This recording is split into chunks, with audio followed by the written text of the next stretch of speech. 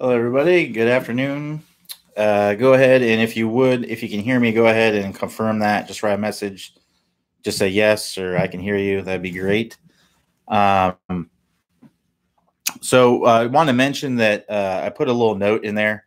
I've been putting those notes in there sporadically in the comments, just basically saying that I'm only going to be answering questions that are asked during the office hours.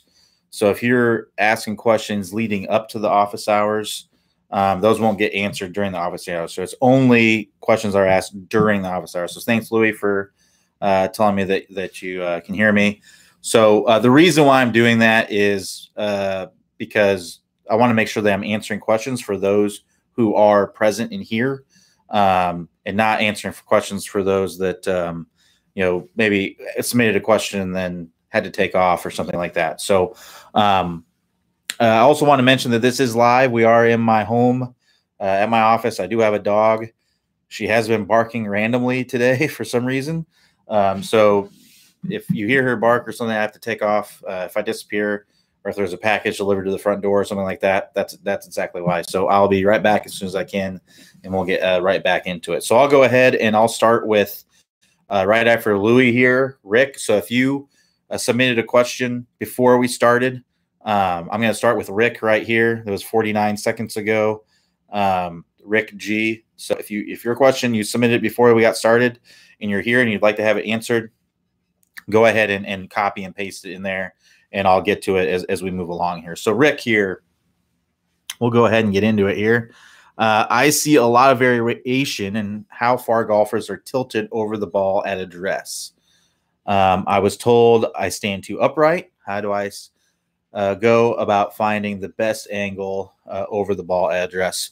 So everyone's got a different makeup. Some people are taller than others. Some people have longer torsos and longer legs than others. So everyone's going to look a little bit different when they're standing up over the ball. The way I like to look at it is the easiest way to kind of think about it. The other thing is that different clubs are going to look different, like they're standing more upright or more bent over. So like a wedge, for example, probably the shortest club in your bag, besides maybe your putter, you're going to be bent over the ball a little bit more than you would be with a driver. Driver, you're going to stand a little bit more upright because it's so much longer. So keep that in mind. But basically what it comes down to is if I bend this down, the easiest way to kind of know the best place for you, and this is not a fundamental, like you can be a little bit more bent over, a little bit taller, just depending on what works best for you or what's most comfortable for you. But what I like to do is I basically like to get to where standing straight up and down, get a little bit of bend in the knee. And then from there, I just bend at the waist and I let my arms kind of hang straight down. So that's going to be about right there. And you can see that my hands are, about 6 inches away from my thighs here. And then from there, that's just a good place to have the club. So that would be for about universally, about everyone, that's going to be a good place to be. Now, if you hit the ball better and when you stand closer to it, then that's completely fine. And if you hit the ball better when you're a little bit further away from it, you reach for it a little bit. Excuse me, that's fine. It's just that's kind of a good place to start is right there. So if you're standing too far, here's what standing too far away from the ball can do. So one, it's going to get your arms just maybe a little bit too involved in the swing because you really have to go out and reach for the ball. You're not going to be able to use the rotation of your body as much. So that's what standing too far away from the ball can cause. And the other thing is that if you stand too far away from the ball, a lot of time you have to bend over more. So as you go up the top, you've got to kind of stand up a little bit, and then you got to come back down. So there's just a little bit too much variation that can go on there. And then if you stand up too close to it, well, now you don't really have any room for the arms and everything to come through. So you're really going to be crowding the ball a little bit too much. So I would start with, standing straight up, a little bit of bend in the knees, bend over at the waist, so that your arms are kind of hanging straight down from there, and then just hold on to the club. That's just a good overall place to be. And if you want to be a little bit further, a little bit closer, that's completely fine. You find what works best for you. All right. So hopefully that helped you out, Rick. And like I said, there are, just to start out here, Yeah, I mentioned this in every office hours. There is a great search engine on the website. If you use the search box in the upper right-hand corner, about any page on the website, if you search, for instance, Rick was wondering how close he should stand to the ball. If you searched how close to stand to the ball, there'll probably be, I know there's at least one video on the site. There might be two. You could see a couple of videos where Clay or Robin talk about this. So definitely check that out. Really great feature on the website. All right. So Christopher S. Here says, in the takeaway, when is the first time to set the wrist and create lag? Just before downswing or as downswing starts? So really, this is going to vary by, again, this is not something that's a universal truth. Some people set the wrist earlier in the swing and some people set the wrist later in the swing. You just have to find what works best for you. Personally, I like to tell people to set the wrist a little bit later in the swing or try to wait till later. And the reason is that when we set those wrists early, so if we're, let me bend this down a little bit. If I set my wrists early, so if I start the swing by going like this, if I set those wrists, what's going to happen is I'm typically just going to kind of lift up the club and I'm not going to be turning my shoulders as much. And I'm not going to be able to get as much turn as I want. And I'm not going to be able to generate the power that you definitely want to have in the golf swing. So what I recommend doing is trying to feel like you have very little rest set to begin the swing. And it's more like a one-piece takeaway. If you've heard of a one-piece takeaway, what that basically means is it's your shoulders, your arms, your hands, the club. It's all one piece to start the swing. So it's all going away in one piece. And then as you get to about right here, that's when things start to slowly set. And then you're getting up to the top and you're creating that angle. So what I'd recommend to you is I would work on, if you're trying to find, I wouldn't be thinking about how much the exact point where the wrist starts setting. I would just try to think as wide as possible to start the swing. And then as you're starting that swing, you're setting that wrist. That makes it as simple as possible. But like I said, you can be successful setting the wrist early. Danny Willett, he won a Masters a few years ago. He sets the wrist a little bit early in the swing, but he also gets a full shoulder turn and stuff like that. So I would just make sure, if you're setting the wrist early, make sure that you're getting those shoulders going, because if you're not, then it's really going to be harmful to your distance. You're not going to be able to get as much speed. Again, that's not a universal truth. I would just go out and find what works best for you. I would just go to the extreme. Go to both extremes with it. Go to the range and go do some where you're going as wide as you possibly can and setting the wrist as late as possible, generating lag in the downswing. And then go to varying degrees. So do it where you set it a little bit earlier. Maybe you set it to where it's right at the top and then you're coming down. Or maybe you set it to where it's when the lead arms parallel to the ground in the backswing, and then you start down. You find what works best for you. But I think the simplest way, like I said, is just to think about as wide as possible for as long as possible, and then setting as you're coming down and releasing that club out in front. That's what's usually the best for speed and the simplest way to do it. All right. Assam N says, I apologize if I mispronounced your name. I haven't seen that name before, so sorry about that if I am. Have a problem gripping the club with my left hand. I'm right-handed. My problem squeezing the club to death. So he's squeezing the club really, really hard. Well, if there's any hand that you're squeezing the club really, really hard with, if you're a right-handed player, is definitely going to be that left hand. So that's completely fine. I don't have any issue with that. I would just say at address, you want to be, kind of relaxed, because if you are really tense and putting a death grip on that club to start the swing when it's not really necessary, you're going to be really, really quick. You're not going to have a range of motion most likely. It's just going to be a little bit harder for you to get speed. So I try to feel pretty relaxed at address. But as the swing increases speed, as you're going up to the top, you have to put more force into the handle. Otherwise, you're not going to be able to hold on to it. And I would especially think in the first couple fingers of the left hand, if you're right-handed. So that's going to be pinky, ring, middle. Like to have some good pressure in those, because that's going to create that fulcrum. And I apologize if there's some background noise. There's some sirens going off, but yeah, that's going to create that fulcrum and allow you to get that nice whipping motion. So I wouldn't even look at that as a problem.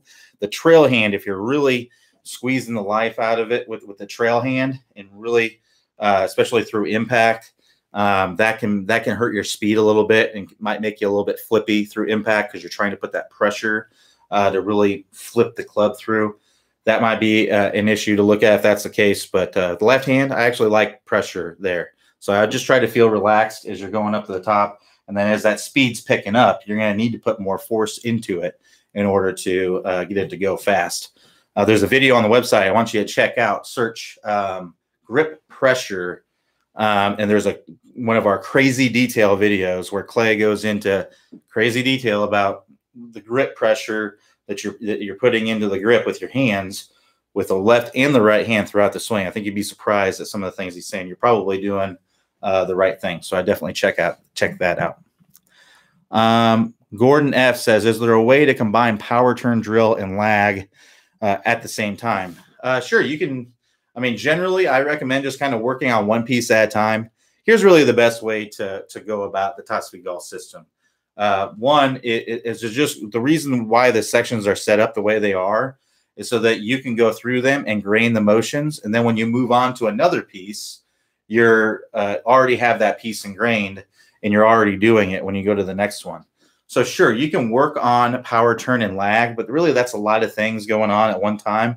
I would generally recommend that you get the power turn down, make sure that you have it, make it second nature, and then move on to the lag piece. So that way, when you go to lag, you're already doing the power turn. You don't even have to think about it. It's like riding a bike. It just happens. It's your natural movement now. And then you can just go to the lag and get that much better. If you're trying to combine the two, like getting the power turn and then combining the lag, it's just too much to think about at one time. And you're going to typically tend to spin your wheels. So if you're having trouble applying the power turn when you're trying to move on to the lag, it means that you haven't put enough time in the power turn. You haven't made it second nature. So ingrain the movement, make it second nature, make it so that if you did anything else, it would feel weird. That's where you want to get to with it. That would be my best advice. You could try combining the two.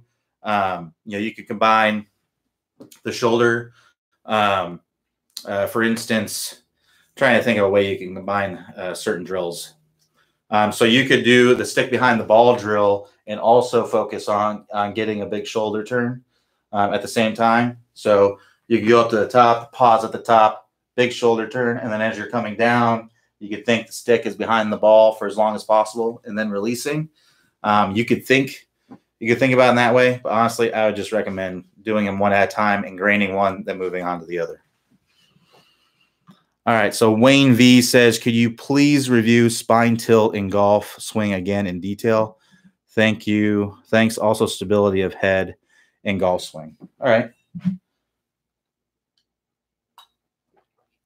So again, this is all in the stable and fluid spine section, but basically just to do an overview with it. I won't go into like crazy detail with it because I don't want to take a half an hour to answer your question, especially with something that's already on the website.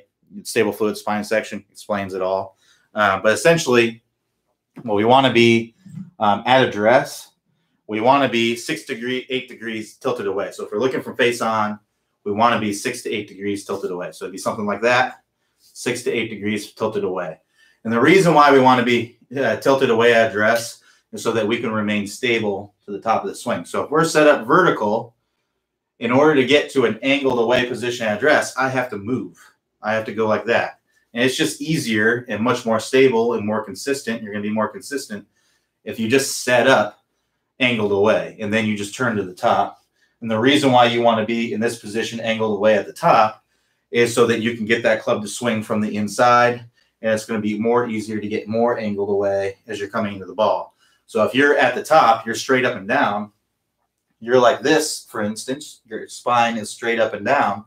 Well, what's going to happen is in the downswing, I'm going to want to go like this. Instead of being angled, so here I am angled away, I'm going to want to swing from the inside. If I'm more vertical like this, I'm going to want to go like that, swing over the top. So my right shoulder is going to want to go out instead of under to be able to swing from the inside. So very, very important to get that to where you're swinging from the inside, and to get a little bit more angled away so that your body's in a position to release that club out in front and to be able to rotate as you're coming into impact. Because if you're going like this into impact, your spine's leaning toward or it's vertical, you're going to end up coming over the top and chopping into the ball. And it's going to be really, really difficult to be consistent. So if you stay more angled away at address, 6 to 8 degrees is a good area to be in. And you look at the top, you want to be stable. Again, 6 to 8 degrees at the top, angled away.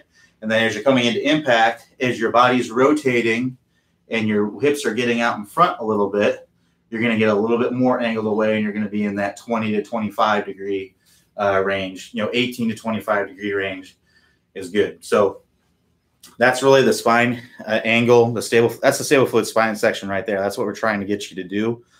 As far as head movement is concerned, if your spine is stable, then your head's going to be fine. It's okay for your head to go up and down. In fact, you're going to look, go on YouTube, look at professional golf swings. Look at Justin Thomas. His head goes way up and down in his golf swing. Look at Tiger Woods. His head goes, you've heard of the Tiger squat, right?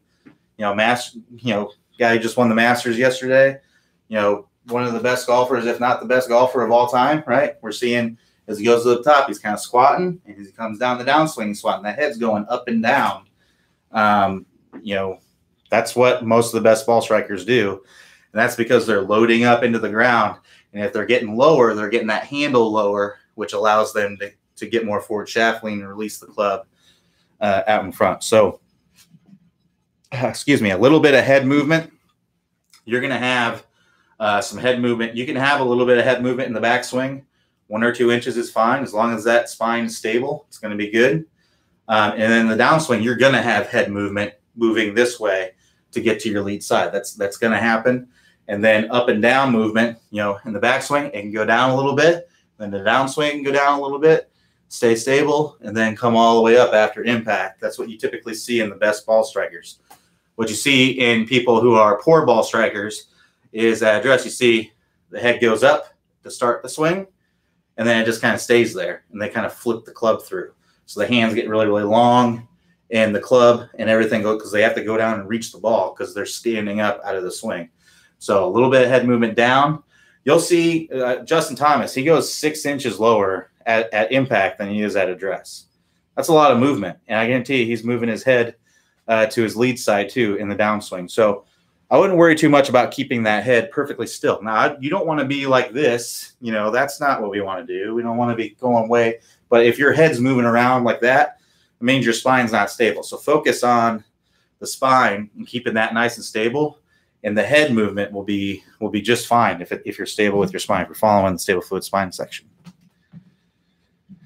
All right, so Gonzalo R says, what is the ideal smash factor for a 7-iron? I think it's about 1.33 degrees, or 1.33, not degrees.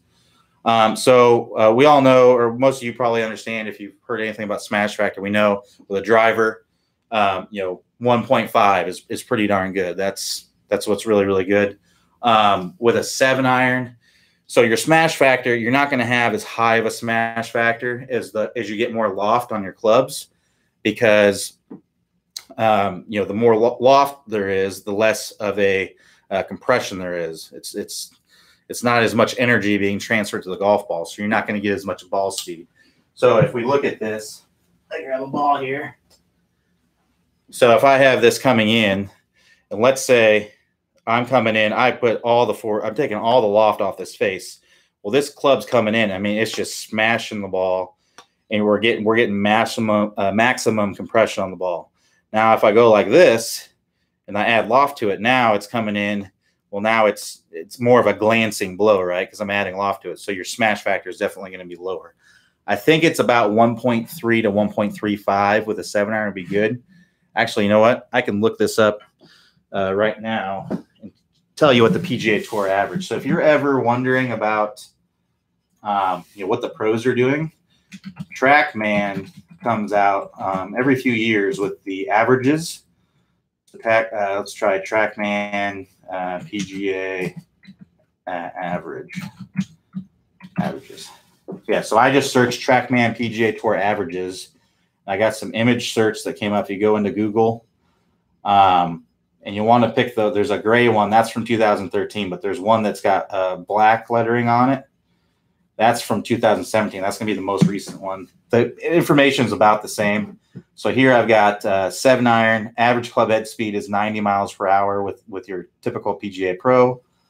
You're looking at ball speed of 120. I was right. 1.33 is what your average was.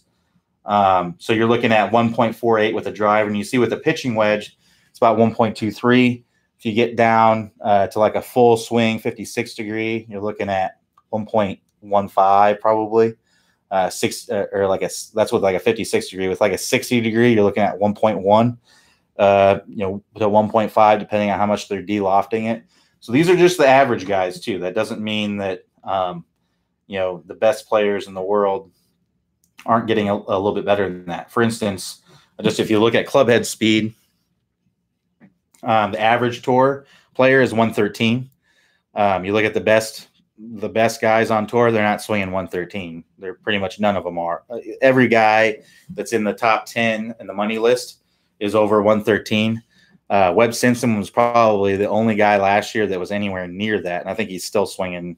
He's probably like 115, 116. But most of the guys that are in the top 10, the money list, they're swinging over 120. Tiger's swinging over 120. Bubba, Finau, he's well over 120. So speed and distance are definitely key right now. Something you want to pay attention to. All right. So John R says, I understand turning left knuckle down with irons. What about driver? Only flat and downswing? No, you want to do the same. The move is the same thing with all clubs, wedges, irons, driver, all of it. So what the move is, he's referring to the move of turning the handle down. So that's what squares up the face when you have forward shaft lean. So what shallowing out the club does, that helps you to get into a position where you need to do that. So if you're shallowing out the club, you're going to be able to turn into the ball. Well, if I turn into the ball and I don't change my wrist angles and I'm getting forward shaft lean, look where that face, you can't really see, but that face is pointing way to the right. So what I have to do is I have to turn the handle down. I have to do that, my left wrist. I got to turn that handle down to square up the club face at impact. If I didn't do that, I would just leave the face open. Same thing applies to a driver. If I come in and I have forward shaft lean with driver and I leave that face, and I don't turn the handle down, I'm going to leave that face wide open. So the same thing applies with the driver as it does with the move with the other clubs. It applies to anything you're taking a full swing with and you're trying to de-loft the face and get some compression on the ball. Any of those swings is going to be it's definitely going to be what squares up the face for you. All right, so Norman Y says, how could I avoid coming across every so often? So I don't know at what point in the swing he's talking about, but I assume he's talking about at impact, maybe coming over the top. So what's happening here, I would imagine with Norman, is as he's coming down the downswing, he's kind of coming down like this, and then he's cutting across the ball. So what you need to do is get this club swinging more from the inside. So it's like I was showing you earlier. Check your spine angle. Make sure that you're angled away from the target at the top. If you're vertical at the top, you're going to tend to want to go like that and come over the top. Sorry, I thought I was about to hit my glass thing there. So make sure you're angled away so that as you're coming into impact, you're swinging from the inside. So I'd work on your club path and make sure that you're swinging from the inside. I would look at, there's a section on the website, it's called Never Slice Again. Check out that section. All of those videos are going to be geared toward getting you to be swinging more from the inside so that you're not cutting across the ball. So I hope that answered your question. I'm not sure if that's exactly what you're asking, but I hope that answers your question. All right. Let me take a drink here. All right. So Rod P., frequenter of the office hours, if it's the same Rod P. From Hall before, but Rod P. says, have studied left and right hand motion in crazy detail and would like you to clarify the motion of the wrist after straight line release. Thanks. So it's basically the opposite of the motion before the straight line release. So just to think about it, if we're you can kind of see here. So what's going on as you're coming into impact is the right wrist is bent back. Okay, so at impact, my right wrist is going to be bent back. My left wrist is going to be bowed to a little bit flat. So that's what allows me to get forward shaft lean and have a square club face at impact. And then I get to the straight line release. So at the straight line release, my wrists are neutral. My left wrist is flat and my right wrist is flat. Everything's pointing out in front. I'm in ulnar deviation here, which means I'm thumb down as I'm coming through. So I'm thumb down. It can be in a little bit, not full thumb down, but pretty much all thumb down, neutral wrist. So the wrist it's like this at impact. You put your hands together, that's the straight line release right there. So after that point is when, so if I'm just looking, trying to give you the best angle at this. So if you're looking at, I'm trying to give you what would be like a top view, not the view of looking face on, but kind of like looking from the top where you can see it a lot better. Basically the right wrist, the left wrist would start to break down and the right wrist would kind of take over. So that's basically what's going on. So if I'm swinging all the way through, there's my straight line release. And then the hands are kind of rolling over and my right wrist is kind of coming. It's going to be start to turn. Your right wrist can start to break down. So the angles actually go the other way, where your left wrist starts to come in and then it cups and you come all the way around. And then the right wrist, if you're coming in, it's neutral and then it starts to roll over and then it can start to bow as you're coming through there. So that's basically what's happening as you're coming through. It's not a super, really important part of the swing. Really, impact is the most important. And what a good release gives you a good result at impact. So being in a good position at the straight line release gives you a good position right here. So as long as you're releasing that club out in front, it's not something that, those crazy detail videos are meant to kind of just give you an idea of the details of what's going on. They're not meant for you to go out, not that this is what you're doing, but they're not meant for you to go out and try to perfect every little motion as you're coming through there. The motions that are really the most important that we want you to focus on are the motions there in the Top Speed Golf system. That's really what you'll want to look at the most. But if you're just wanting to know all the details of everything and not necessarily looking to go out and perfect every little piece of that, because nobody's got them all perfect. I'll tell you that right now. Nobody does. There's ones that are ideal places to be, but even the best players in the world, you look at Tiger, he's not doing the perfect wrist angles at every single place in the swing. Everything can always be a little bit better. So main thing is just making sure your pieces of the Top Speed Golf system are good. All right, so Rick F says, I'm struggling with my short irons, especially with playing off the club shaft on my backswing. Longer clubs and driver, not so much. Your thoughts on playing short irons better? So it's hard to say without, it's the same swing, really. You're going to have, basically there's your driver swing is different from your iron swing only in the sense that you're hitting up on the golf ball. So with an iron swing, you're hitting down on the ball. And with a, with a driver, you're hitting up on the ball because it's up on a tee. So that's really the biggest difference, is just those two things.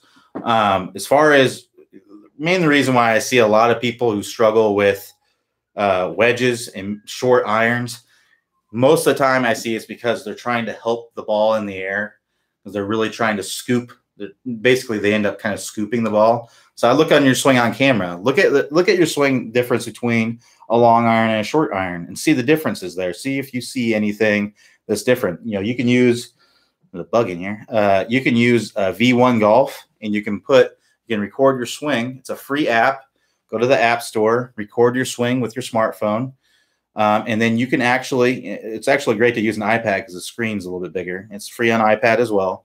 You can use a split screen and compare your swings side by side with each other and see if you see any differences there. So you might see an early release with one and now with the other. Well, that's what it's telling you. If there's really no difference there, then it sounds like it might be a little bit of a mental thing. And by that, I would just go out and I would practice basically only with your short irons to get better at them. A lot of people, when they go to the range, they have trouble getting better because they only practice what they're already good at.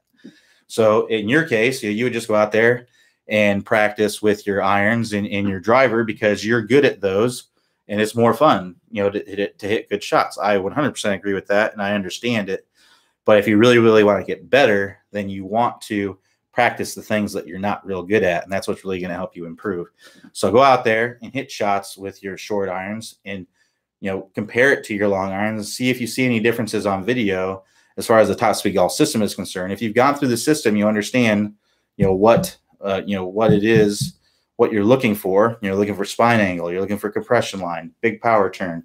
If you're looking for those pieces, you're looking for the release. You're looking for those things and making sure that they're in right order. So I would take a look at the differences between the two, and then work on that biggest piece that's giving you issues in your short iron swing, and just work on your short irons.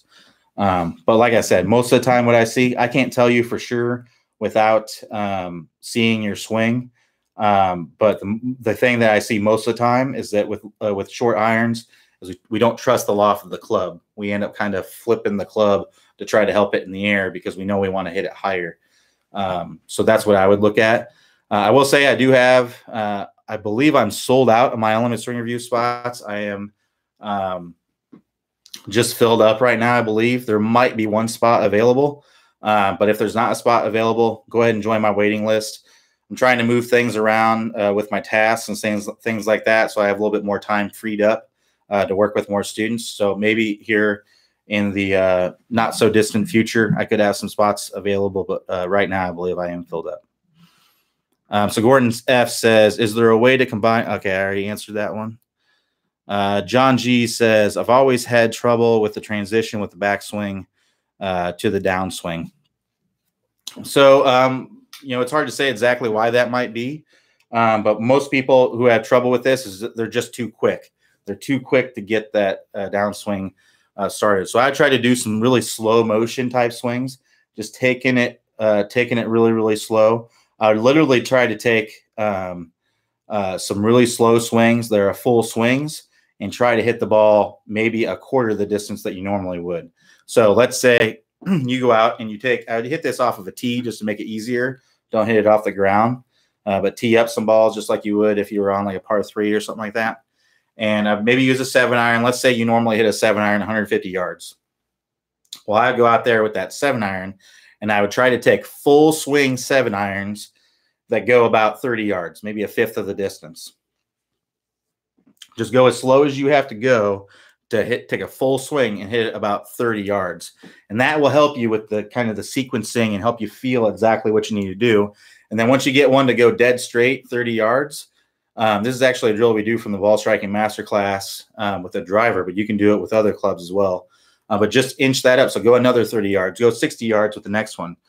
And that's if you hit it about 150 yards. So I would try to go about a fifth, go in five, fifth increments as you go. So you have 30, 60, 90, 120, 150, and try to get to where you're at a straight one until you get that sequence down until you're doing it at 150 yards. That would be the best thing I could tell you.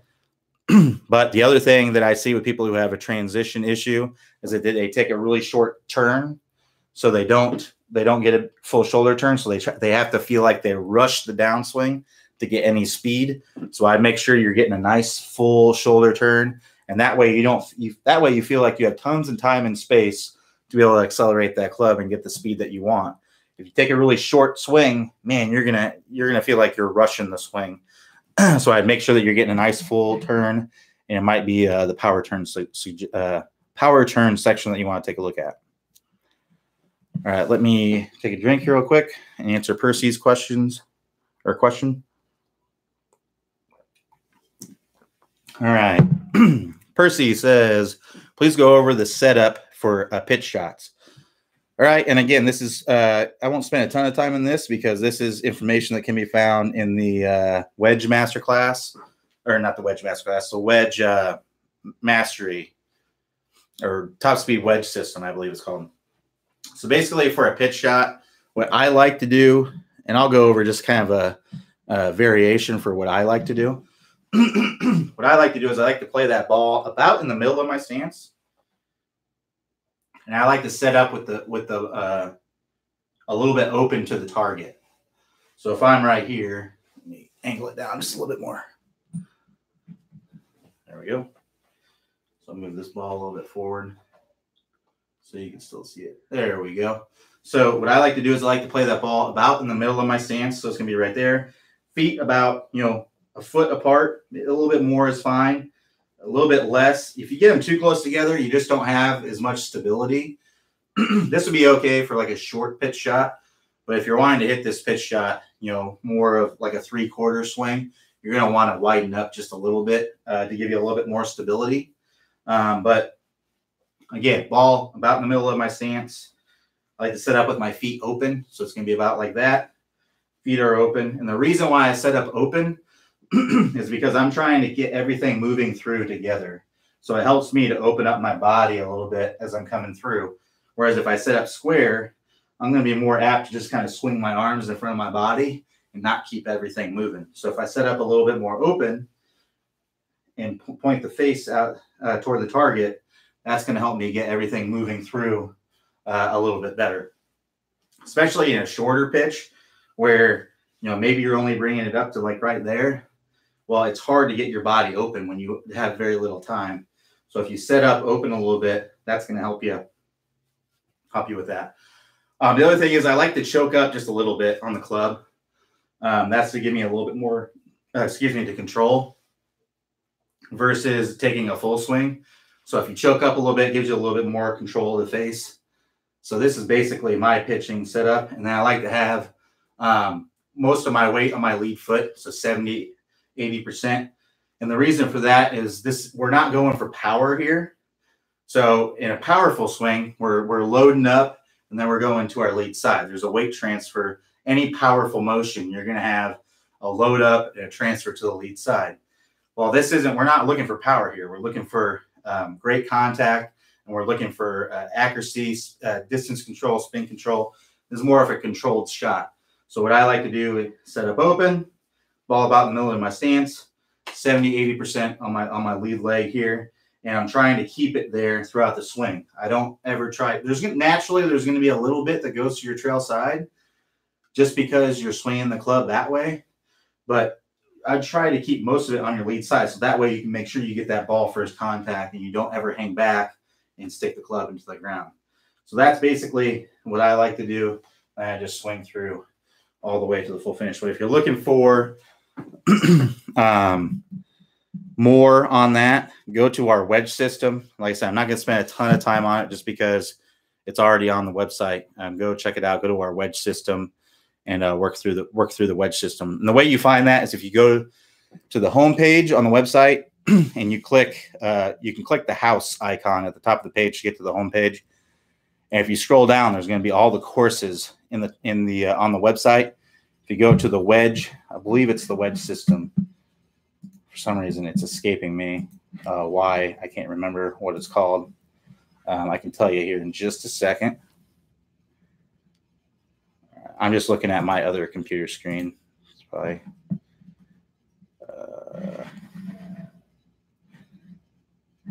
all right. So if we look here, I'm looking.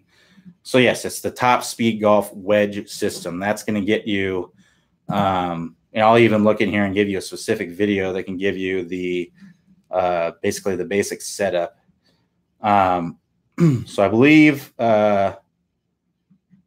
you're going to want, you're going to want 1.1 most likely.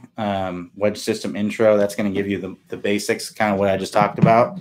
There might be a few things that I talked about that are different or an add-on to what's in there, but that's where you're going to want to go to. 1.1, how to hit solid pitches, wedge system intro. All right, so Louis here says, I'm hitting my drive between the heel and the sweet spot. So I assume you're asking how to get it more on the sweet spot. So I answer this question every single office hour. Somebody's hitting it on some part of the face. So to answer this question, the easiest way to think about this, let me change this real quick. So the easiest way to think about this is to Do the opposite. Exaggerate the opposite. So if you're hitting the ball here pretty much every time, you're having a tendency to hit the ball here. I want you to set up the way you normally would. So if you set up with the ball right in the center of the club face, just like that, if that's the way you set up all the time, that's how I want you to set up. Don't change any of that.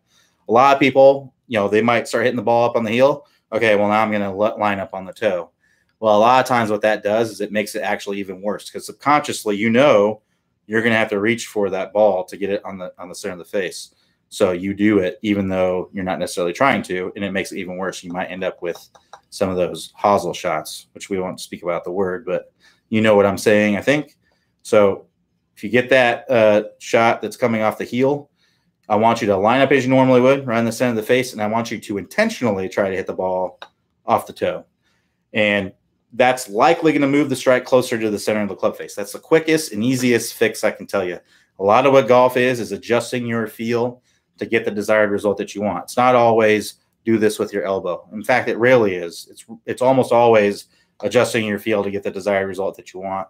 It's almost always going to be the easiest thing to do as well. So let's say you did that and you still hit the ball on the heel. Well, you just need to exaggerate it even more. You may even need to feel like you're coming in and you're missing the ball to the inside to get this to go more toward the toe.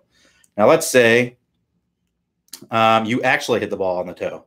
Well, that's good because you try to hit the ball on the toe and it actually happens. Well, now you're calibrated. I would go back to trying to hit the ball off the center of the club face. And if it starts creeping toward the heel again, try to hit it off the toe.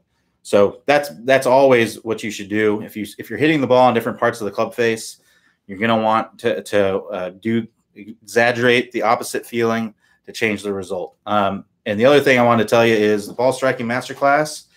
If you're really having trouble control that, you're just all over the club face, you need to do the ball striking masterclass because that's what's going to help you build the awareness and knowing where the center of the club face is. We're going to practice hitting shots all over different parts of the face to give you a better awareness of where the center is. So I would definitely check that out. All right. James H. Oops. Almost skipped Harry's question. Sorry about that. Says, I'm topping on all swings with my hybrid, please. So if you're topping the shot with your hybrid, almost all topped shots, and again, I'm not going to spend a ton of times on this because we do have a section on the website. You're going to want to go to our stop chunking and topping section, click the home button, scroll through the courses, go through the videos in the stop chunking and topping section. But I will talk a little bit about what's going on and what I see most of the time, especially with hybrids. A lot of people play those hybrids too far up in their stance. I know it kind of looks like a wood and, has the paint job and everything on it, looks like a wood, but really it's an iron. You want to play it a lot like an iron, especially if you're hitting it off the turf. So the ball placement is going to be very similar to where you would put an iron, which would be in general pretty much straight down from the lead ear or the logo of your shirt. That's going to be a good spot for it. Even just a little like a ball ahead of it, especially if it's a longer hybrid. So if you're talking like a 2, 3, maybe 4 hybrid, okay, put it a little bit of a ball ahead of your ear. If it's a 5, 6 hybrid, now there's a lot of people playing those nowadays, 7 hybrids. You're going to want to play that, where you would normally with a 6 or a 7 iron, about straight down from the lead ear. So a lot of people I see, they're putting that ball too far forward in their stance. Well, why would that cause you to top it? Well, what's happening is that the low point of your swing, the club is reaching its low point before the golf ball, and then it's on the way up as it gets to the golf ball. Well, now if I'm coming in like this and it's on the way up, well, now I'm going to be hitting the top of the ball. So that's likely what's happening there. It could be that you're hanging back and that's causing that. You may just need to get a weight shift to your lead side. All of these things are covered in the stop topping and chunking section. So go check that out. Do the drills with your hybrid and fix that topping with the hybrid, Harry. All right, let me get a drink again here. We got about 15 minutes left. And I apologize if I don't get to your question. I try to answer as many as I possibly can. Just have to come back tomorrow morning, 9 a.m. Eastern time, and get them answered. But I'm going to keep on answering these as quickly as I can here. So James H. says, are shoulders square at impact? They can be square and they can be a little bit open. So if you look at the best ball strikers, typically your average pro is going to have the shoulders about 10 to 12 degrees open at impact, and then the hips will be 40 to 50 degrees open at impact. That's your average professional player. Their body is opening up to the ball. You'll rarely, very, very rarely see a player whose shoulders are kind of closed at impact, where the shoulders at impact are pointing right of the target. The only time you really would see that is maybe if they're trying to hit a big draw or something like that, because that's basically what happens when your shoulders are too far open, too much open. That's going to cause kind of an over the top typically, and you're going to have a club path that's too far to the left. It's going to cause pulls and slices. And then if you're too far closed, you're going to be swinging too much from the inside typically, and you're going to hit a lot of blocks, pushes to the right if you're right-handed, and snap hooks. Going to hit a lot of those.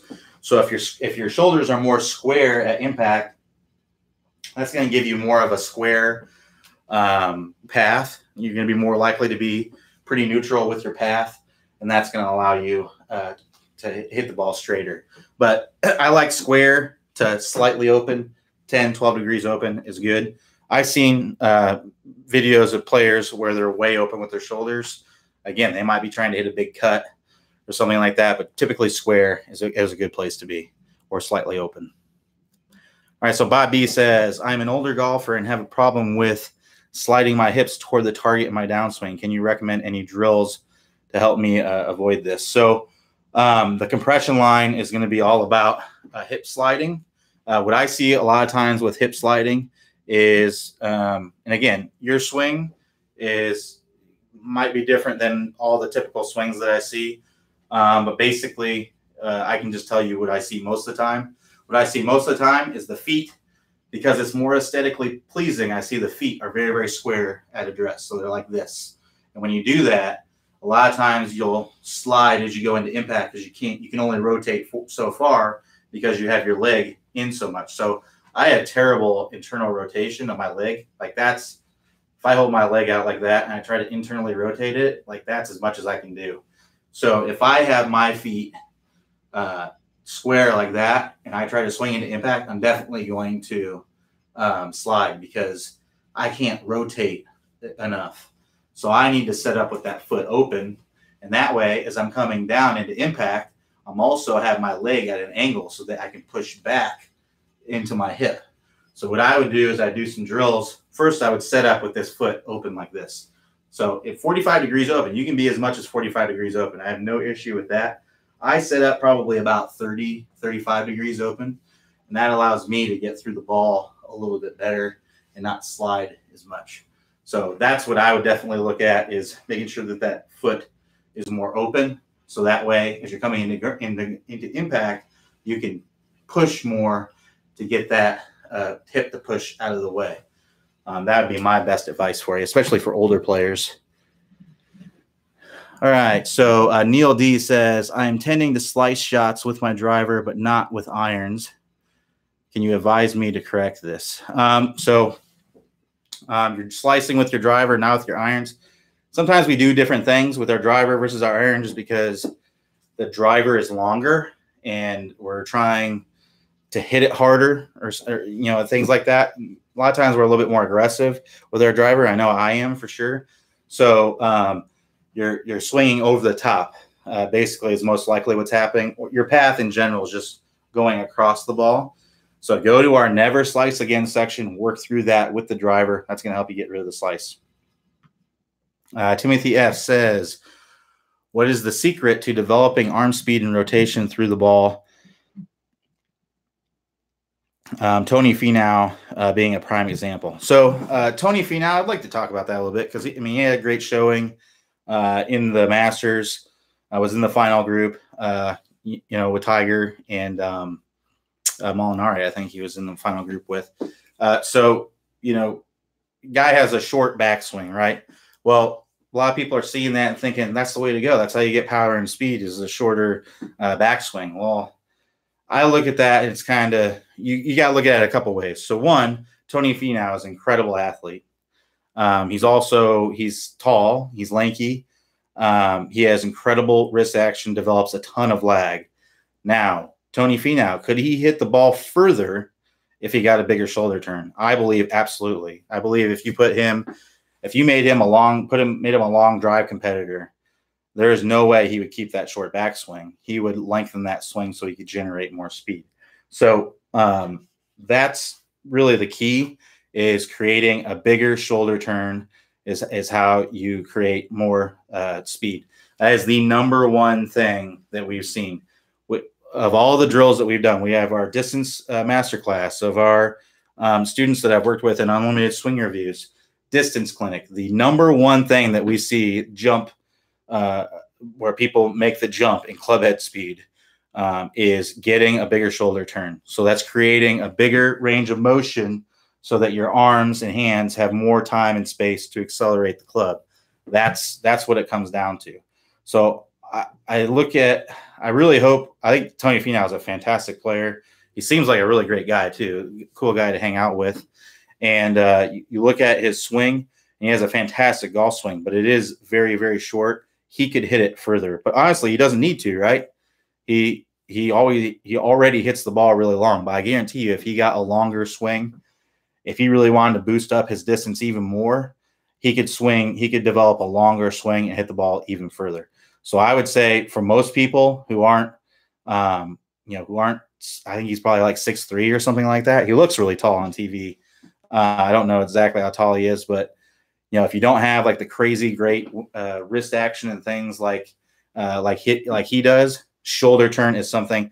It's really great to get a quick win. You're going to want to go to our power turn section, work through those drills, and get as big a shoulder turn as you get, because that's what's going to help you get that arm speed, the rotation, everything as well as you can through the ball. My best advice for sure. So Mauricio R says, for a right-handed person in the backswing, the right arm shoulder pulling the club, and in the downswing and release, the left arm shoulder be pulling the club. So I wouldn't necessarily think about it in that sense. You're using both your right shoulder and your left shoulder throughout the swing. But I would think about it. The way I would think about it is that in the backswing, you're trying to feel like everything's starting to go back in one piece. So I wouldn't necessarily feel like it's just the right arm bringing it back. I would just feel like it's all one piece. Like the shoulders are acting as one piece. The arms and the club are all acting as one piece as you go to the top. And then a downswing, I would just feel like the lower body is starting the swing. So if you're turned up to the top here, I want you to feel like in the start of the swing, it's this. And you can only get so much of a separation between your hips and your shoulders here. So in the downswing, you can see I'm rotating my shoulders, but that's only because I'm rotating my hips. My shoulders aren't rotating in respect to my hips. The shoulders are rotating because the hips are rotating. Hopefully that makes sense. And that's in the start of the downswing. So it goes hips, then it goes torso, then it goes shoulders, arms, and release of the club out in front. That's the feeling that you want to have. You don't want to feel like in the start of the downswing that your left shoulder is just pulling down, and that's what's starting it. Because at that point, you're just going to be flipping the club because you're not using your lower body. So use that lower body to get everything started, and that's the sequence that you want it to happen in. So it's really, really important to think about it in those terms. But technically, yes. I mean, the left shoulder is, if you're right-handed, that left shoulder is pulling the club, but make sure that it's the hips that are pulling the torso, and the torso is what's pulling the shoulder, and then the shoulder is what's pulling the arm. And the arms are what's pulling the club, obviously. So think about it in that sequence. That's what's going to help you the most. All right. So Michael C.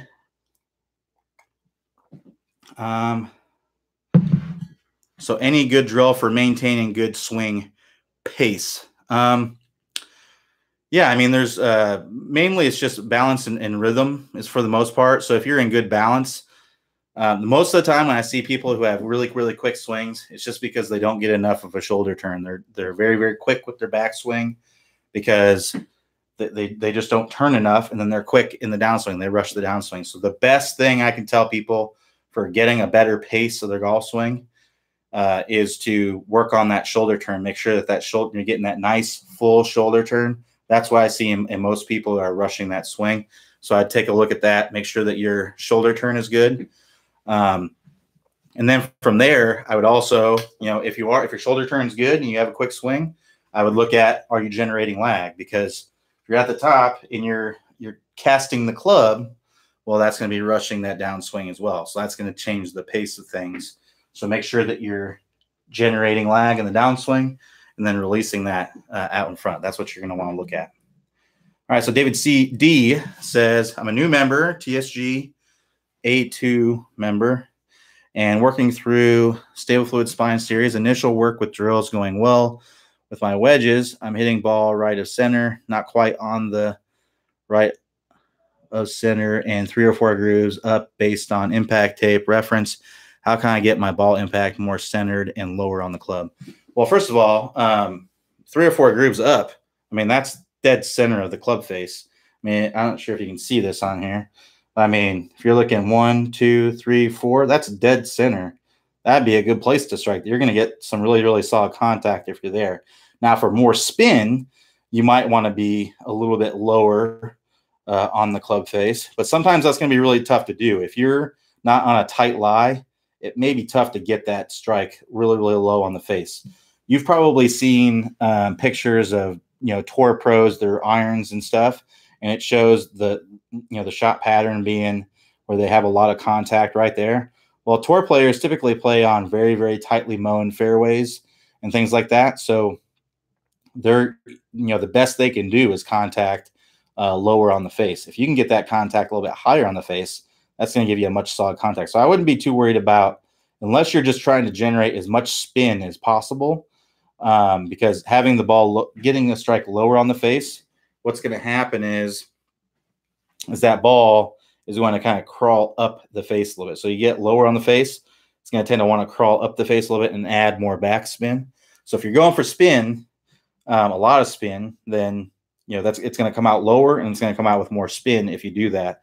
But you're still going to get a lot of spin if you hit it a little bit higher on the face, 3 or 4 grooves up. That's going to be a lot of spin, and you're going to get a much more solid contact when you do that. You're going to get a little bit of a higher launch too, which is going to help the ball stick a little bit better when it hits. It's not going to want to roll forward as much. So as far as contact on the face, it's like I mentioned earlier, not sure if you were here for that, but it's adjusting your feeling to get the desired result that you want. And you can even do this with the higher contact. If you're trying to get the lower contact, try to hit it off, try to knife it. If you actually blade one, just adjust your feeling a little bit to get it lower on the face. And if you're hitting it off the heel, intentionally try to hit it off the toe to get it to move closer to the center. So adjust your feeling, get the desired result that you want.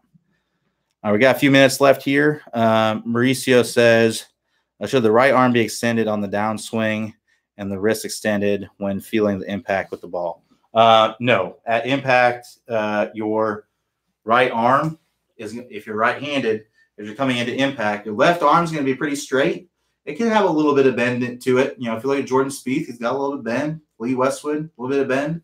But that right arm, if it's straight, that most likely means you're flipping that club. You're doing that, and you don't want to be doing that. And if you're extending that wrist, same thing. You're doing that. So you want to feel like that. If you're coming from this angle, like that right arm's a little bit more into your side, it's going to be more like that. It's not going to be straight. It's going to have just a little bit of bend in it as you're coming through, and that's going to allow, you're going to have that side bend. That's going to allow you to get through the ball with forward shaftling. If you're straightening out that arm, if it's completely straight as you're coming through there, you're most likely flipping the club and losing loft and not getting that forward shaftling at impact. So that's going to be, there's some drills on the website. Just search bent right arm, and you'll find some drills where we talk about having that bent right arm at impact. All right, so I think this will be Jeremy C. here says, what's the best way to go through the system? Go through level 1, all the 5 movements, then go back and do level 2 or progress through the 3 levels each before the next move. So what I like to do, I recommend going through each one at a time so that you can stay really, really focused on it. So this is what I recommend most people do with the system. So one, I would just go through and kind of watch several of the videos. At least watch like the level 1 videos so that you can get an idea of what it is and what you're going through.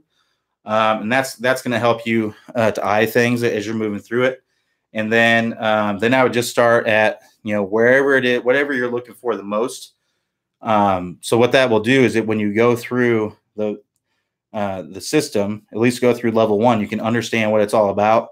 Then you can go and take a look at your swing on camera, and you can see, okay, my spine angle is good. My spine angle is pretty good. It could be a little bit better, but it's not bad. And then you look at, my power turn, man, I'm not turning very much. And then you can look at your lag. I was like, I'm getting a pretty good amount of lag.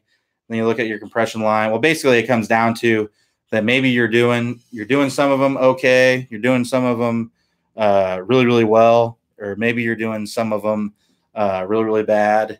And you basically just want to start where you're at the worst, where you're seeing the worst results, or you start with what you want to do. So if you're looking for consistency, like you're just all over the map, you have plenty of distance, you're just all over the map, I would be looking at your stable fluid spine. That's really the number one thing, because most of the time, if you're all over the map, then you're most likely just need to work on your stable fluid spine, or it could be that you need to work on your ball striking, and that'd be the ball striking masterclass.